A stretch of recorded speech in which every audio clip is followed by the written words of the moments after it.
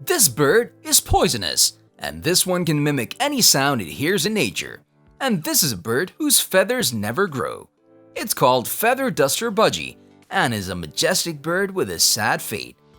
Even though these Australian birds look like they escaped from a cartoon, they suffer a special condition that doesn't stop their feathers from growing. They'll keep on growing until the bird's basic movements like walking and flying become very difficult. At this point, the bird doesn't have the vigor that their counterparts have.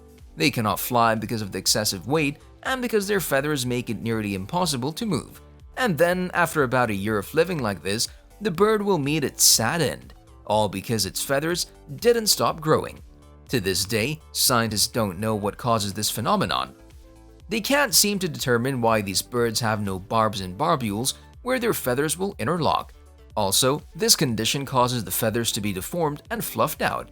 Some say that it's rare genetic disorder, others claim that this is caused by a herpes virus, and there's even a third group of scientists that claim that it's a mixture of both. This is a frigate bird. One of the most unique-looking birds on planet Earth, the frigate bird has a distinctive red pouch right under its beak. Only the males have these red pouches, while the females have plain white underbellies. Why? Well, the males use these red pouches to attract the ladies. It all happens during mating season, when the male with the largest red pouches will be chosen by the females. The females might be harder to distinguish than the males, but both males and females have black plumage, long, thin and hooked bills, and are pretty big.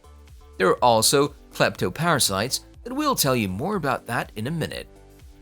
The largest species of frigate bird can reach a length of 45 inches and have a wingspan of about 7.5 feet. So as you can see, these are actually large birds and they spend most of their day flying on wind currents. The reason for this is simple: food. Because the frigate bird feeds on squid and small fish, they have to be on the lookout for lunch at all times. As for them being kleptoparasites, it means that the frigate bird will steal food from other birds as well as snatch little chicks from their nest. This, my friends, is a kakapo. Some might say that this is the only bird that looks like a bird but has no other similarities to birds, and if we're being honest, that's absolutely true. They're endemic to New Zealand and they're nocturnal birds. To orient and feel its way in the dark, the kakapo bird uses its whiskers. The weight of 9 pounds makes this species of parrot the largest in the world. We're not going to be talking about wingspan because these birds are flightless. That's right, we actually have a bird that doesn't fly.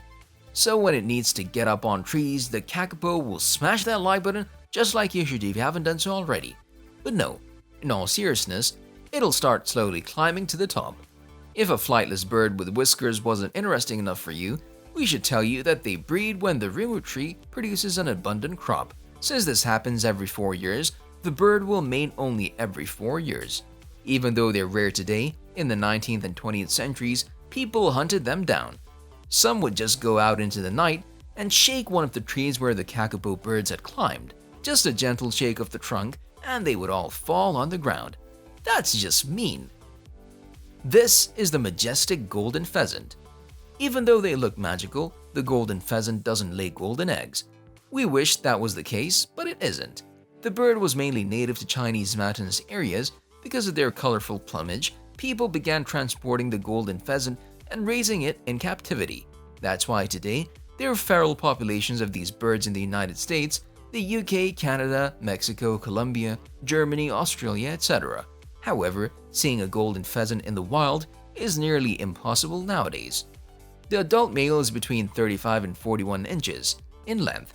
Usually the long tail of these birds accounts for over half of their overall length, and while the males have red, orange, yellow, black, blue, and brown plumage, the females are much simpler. This is probably why, in zoos, we mostly see male pheasants. So far, several mutations exist in the golden pheasant, but the ones found in the wild are referred to as red golden. Up next is the ribbon-tailed Astrapia. The first thing everyone notices when seeing this bird is its tail. The males have these white tails which are over 3.3 feet in length. They're made up of 2 long feathers that the male can lift up behind his head. It's the only bird in the world whose tail is almost 3 times longer than its body, which is only 14 inches in length. Currently, they're found in the forests of New Guinea, but believe it or not, they're the most recently discovered birds of paradise. They might look special, but they're just like any other bird out there. They have black plumage with iridescent olive green and bronze plumage around the head, neck, and shoulders. They're one of the birds that aren't threatened by extinction, but the constant loss of habitat in recent years may change this soon. This is a hooded pituhui. Have you ever heard of a poisonous bird? Well, now you have. Like several of the birds on this list, they are found in New Guinea and are medium-sized birds that have this rather average plumage color. Its head, wings, and tail are black, while the body is brownish red. Since we're talking about plumage, we should tell you that the feathers, the skin, and other tissues are all poisonous. They contain batrochotoxin, which is probably used to defend the bird from predators. Here we have the famous cock of the rock. Yep, that's the actual name of this beautiful bird. They're found in the tropical and subtropical rainforests of South America and were first discovered in the 18th century. Since then, people liked them so much that Peru made their national bird. They build nests high atop cliffs to raise the young. However unique the birds may look, this is the only male part of the species. The females look rather plain and have brown plumage. The males, on the other hand, are bright orange or red and have this one-of-a-kind fan-shaped crest. But none of these things are important if they don't perform a complex courtship dance for the female. Check this out.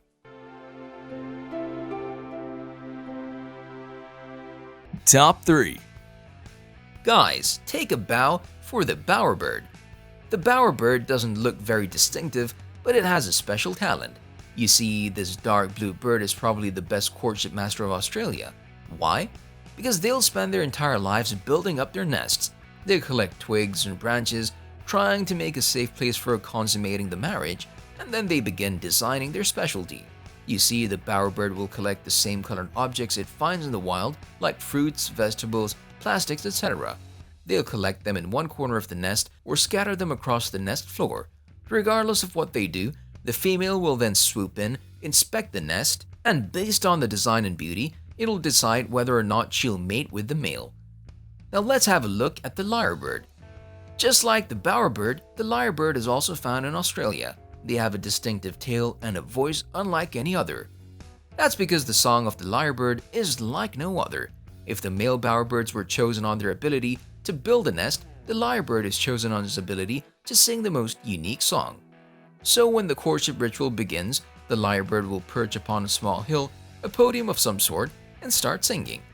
They're masters at mimicking sound, so everything they hear in the wild, they'll replicate. Whether that's the song of other birds, other animals, fire alarms, car alarms, chainsaws, photo shoots, etc., whatever they hear, they can replicate. Listen closely.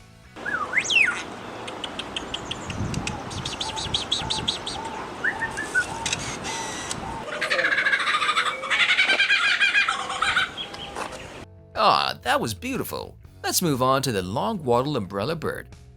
Found at altitudes of between 5,000 and 6,000 feet, these birds are endemic to a small region in southwestern region of Colombia and Bolivia. All of these majestically looking black birds are found in the small region over the Andes. The average height of this umbrella bird is between 15 and 16 inches, while the females are slightly smaller. Their length is about 10 inches. Even though they might look ordinary, they're anything but. Their large wattle just below their bill is what sets them apart from every other bird.